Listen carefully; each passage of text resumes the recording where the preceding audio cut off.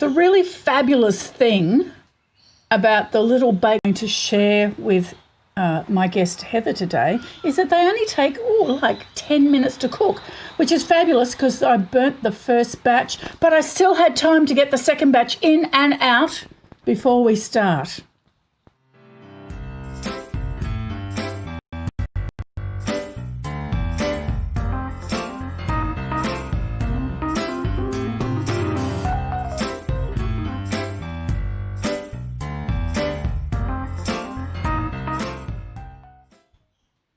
My guest today is the very lovely Heather MacKenzie, who I've never met in person, despite the fact that we have many friends in common on the Sunshine Coast, don't we, Heather? We have several, yes. I know, isn't that amazing? And you're sitting in your, 65 square metre apartment in Denver, Colorado. And is it warm over there? It's quite warm, at least to someone like me who prefers snow. We hit about 35 feet today here. Oh. So that's more than enough for me. Yeah. That's quite warm. I'm sitting here in a scarf because it's raining and a bit cool, which I love. You and I have different ideas, I think, of cool. Yeah. Sunshine Coast cool really is very warm to everyone else, isn't it? So, Heather, what's your first piece of random shit to share? Oh, I've got a good one. And huge points if you can guess what this is. This would be amazing. All right, I'm going to take this very gingerly. Oh. And show this to you. Do you have any idea what that could be? Well, I'm going to look down here, and it seems to be, I can. It's barbed wire. Yes, it is. And fairy lights. And fairy lights. So here is the story behind this object, which is a beautiful piece of art. In the fall of 2018, I was invited up into the Australian outback to give a talk on mental health and resiliency, and that's kind of my signature keynote. And I remember, actually, this is really funny. I was sitting in Denver in a restaurant with a friend of mine from Adelaide. She was here in Denver, and I got this message from my agent, and she said, I've got a booking for you, but it's in a place I've never heard of in Australia. It's called Muttaburra. Okay, and yes. I looked at my friend from Adelaide, and I said, do you have any idea where this is? And she said, I'm going to need to Google map this. She said, I've lived in Australia my whole life. I've never heard of it. So I went there. Muttaburra is, for those who don't know, which would definitely be all of my American friends who may be watching this, you have to fly from Brisbane to Longreach on kind of a milk run little airplane. And then once I got to Longreach, I was picked up in a giant ute with a big pole on the front of it, which I later learned was so that you could make cell phone calls if you had to, since there's no service. And we drove about 2.5 hours out to Muttaburra. And it was a weekend retreat of women. And so, as you well know better than I do, they've been in quite a drought in North Queensland for many, many years. And so a lot of the farmers' wives or children, older children, were trying to come up with businesses that they could start up. So I work a lot in the startup world as well. So we sort of did a wraparound around mental health and resiliency and starting a business, some sort of a side gig that you could do. Well, whenever I go anywhere, I really like to soak in the local culture. And so I asked if I could see, one of these big sheep farms that was undergoing this drought, and this lovely lady offered to drive me out to hers, and it's called Marchmont. I think we have a couple photos of. Yeah, there we go. Of Marchmont. Whenever you want to show those. Yeah. So we drove another 2 hours, Robin, from Muttaburra, which is incidentally population 88. And we drove all the way out to her farm, and it was really lovely. I got to learn a lot. We spent several hours there together, and she showed me all around and showed me the shearing barn and everything else, and I asked her all these questions. And then she drove me back to Longreach because I was flying out to my next Australian city for my next speaking gig. And whenever I'm in any local community, especially when I'm in one of the regional economies, I really want to spend some of my dollars in the local economy. So she took me to an artists collective that had sprung up in Longreach that was a bunch of, again, like kind of farmers, families who happened to be great at art, and they created these pieces. And the minute I walked in the store, I saw this lovely piece. And it reminded me, I have three purposes in life, and one of the three of them is to be a global conduit connecting people, ideas, organizations, and capital all around the world in ways that accelerate their individual missions and sometimes co-create new ones. So this immediately caught my eye, and I thought, I've got to have this object. And so, first of all, getting it on the airplane was very interesting because they considered it a weapon. Yeah, like I could chuck it at the cockpit or something. I don't know. So we had to put it in wrapped luggage. Now, mind you, I still had 6 more weeks on tour in Australia, so I carried this thing around for 6 weeks. But what I learned, so I sent a thank you note to the artist who made it. I got to meet her, and I sent her a follow-up note, and she said to me, without knowing that I had been to this beautiful farm called Marchmont, she said, well, that barbed wire came from a sheep farm or ranch called Marchmont. Wow, really? So what are the odds? I know, that's incredible. What are the odds that an artist in Longreach would purchase rusted barbed wire from the very farm that I had just spent the day on? That's a fact. So that's my first piece of random shit in my house for you. And if you have those other 2 pictures, I can tell the tack-on story real quick that goes with it. If you don't, that's okay. Do you want to put those other 2 photos up, Matt? Please. Oh, here you go. So the one we're seeing now is you and a woman in a red shirt standing in front of what I'm imagining is a Matabarosaurus. Is it? You are correct. That is what it is at the museum in Brisbane. And the reason we were there, the woman I'm with, her name is Sally Foley Lewis. She's from Brisbane, and she was the MC for the weekend. And there was another photo. I don't know if you have it. Yeah, what's the other one, Matt? Matabara Motel. Well, that was my luxury accommodations. They were awesome. They have 4 rooms. That's it. But if you happen to have the picture of me with the older woman, that woman in the photo, her name is Pearl Langdon.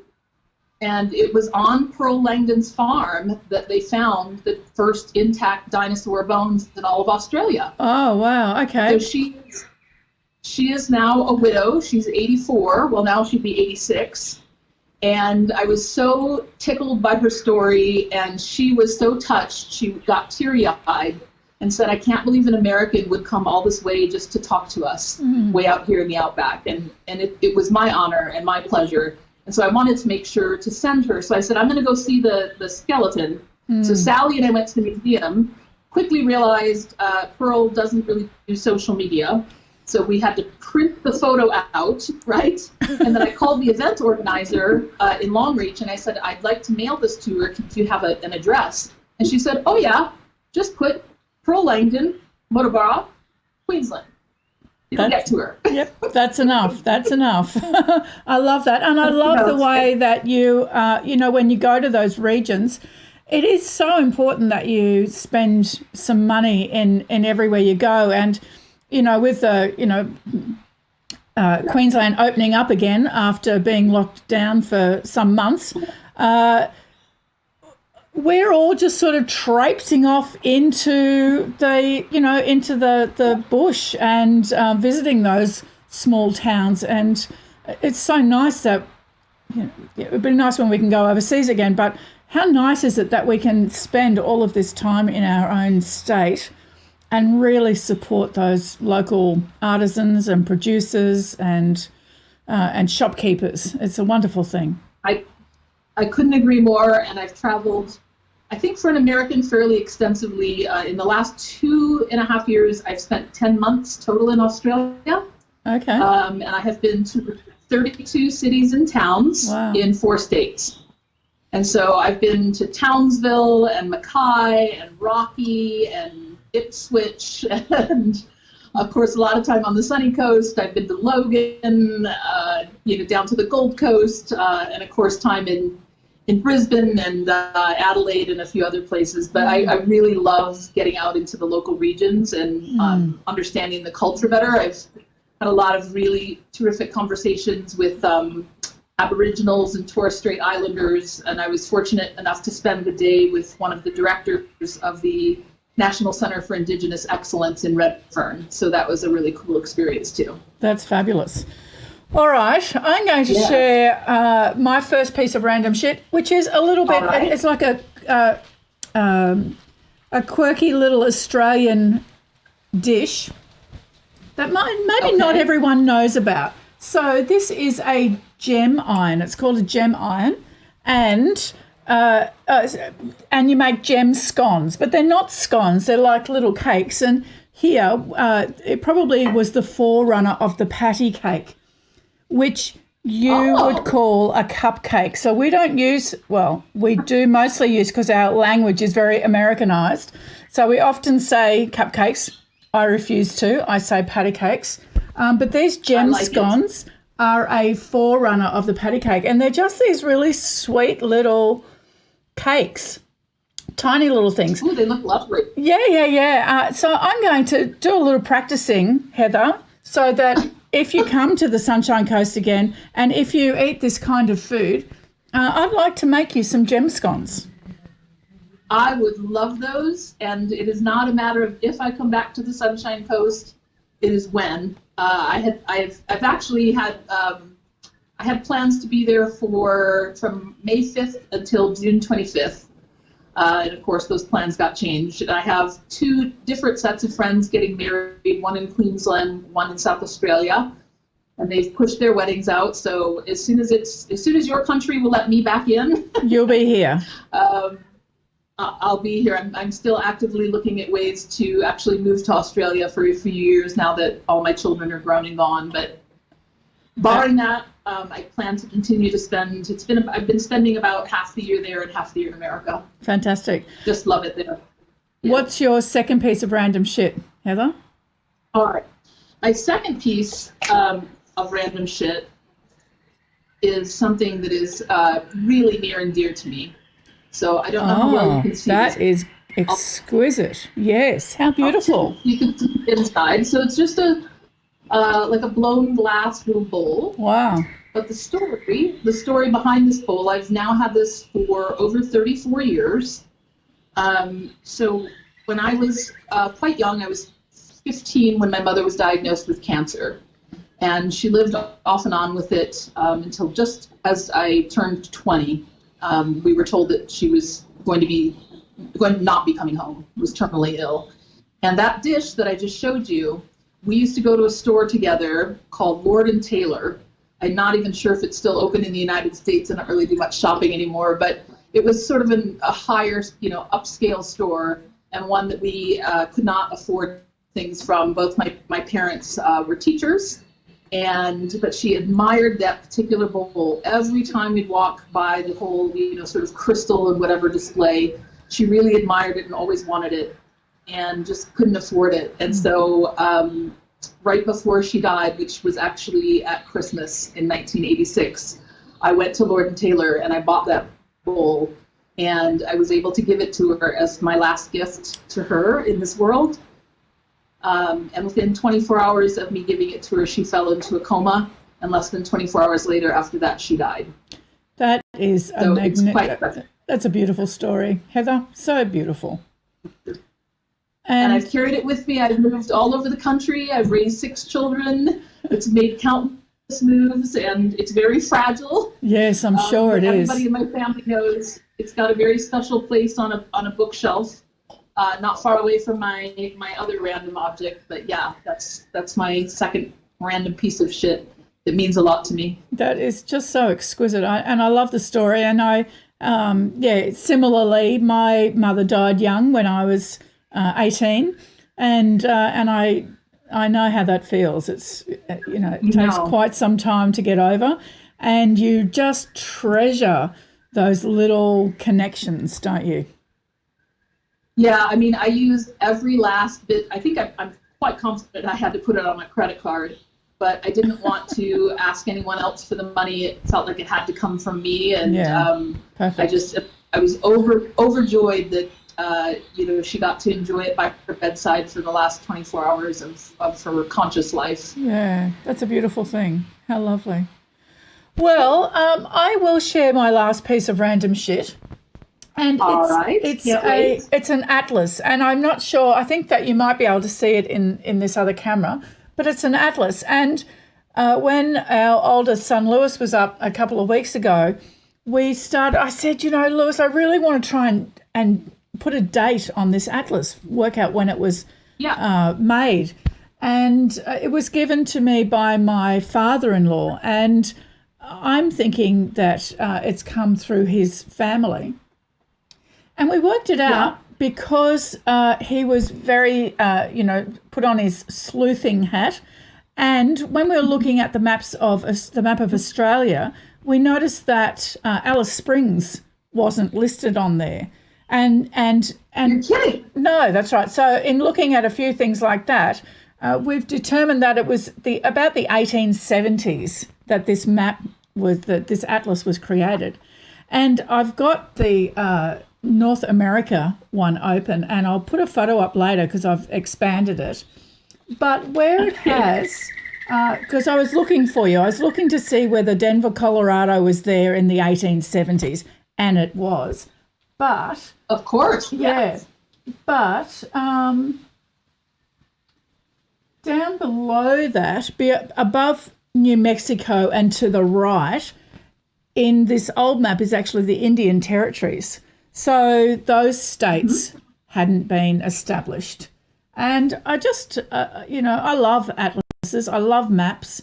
I love knowing where things are and in relation to each other and that type of thing. And I was just really thrilled when my father-in-law gave that to me, and to be able to sit and explore just a little bit of what the world was like, and now to be able to put an approximate date on it, because it has no date on it, no publication date. Wow. So to be able to put that there and just, just boodle through those little countries and states and see where everything is, I just love it.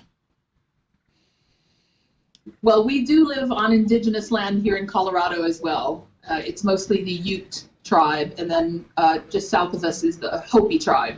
Okay. Yes. So, yeah, yes. I love your welcome to country. Yes. And I love your acknowledgement that you do it I think that's a beautiful tradition, and I wish that we did that here in America. And I'm trying to actually get it started. I found a map online where you can overlay like your state borders and where you live, but it shows the original indigenous tribes here and the land that they owned that is rightfully theirs. Yes, yes. Well, we have a map that shows all of the language groups, and we're on Kabi Kabi or Gubbi Gubbi land. And yes, we have our indigenous elders here, and family groups are astounding in the welcome to country that they do. It's very, very beautiful. Yeah, I'm very touched by it every time I hear it. Yeah. All right, Heather, it's been such a pleasure to talk with you and to hear that beautiful story of that vase and your mum. It's just so beautiful. Thank you.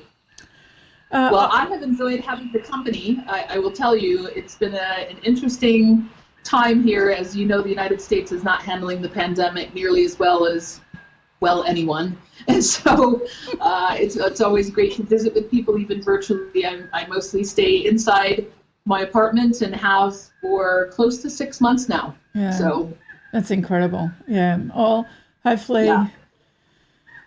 Yes, hopefully. What more can you say, really? Really, there's not much more, but just know that to all my Sunny Coast friends and collaborators, I'm coming back. And in the meantime, I'm continuing to work. I'm actually working with a South Australian company remotely and just accepted a board of advisors role for a Queenslanders company. She's actually founded it in Los Angeles, but she is from Brisbane and moved over to the States to found this company. So I'm keeping my Aussie connections as best as I can. Good on you, Heather. Thank you so much. I'll talk to you again soon. Thank you, Robin, for having me. Thanks for that. I'm going to put some more photos up later, and we'll see you on Tuesday.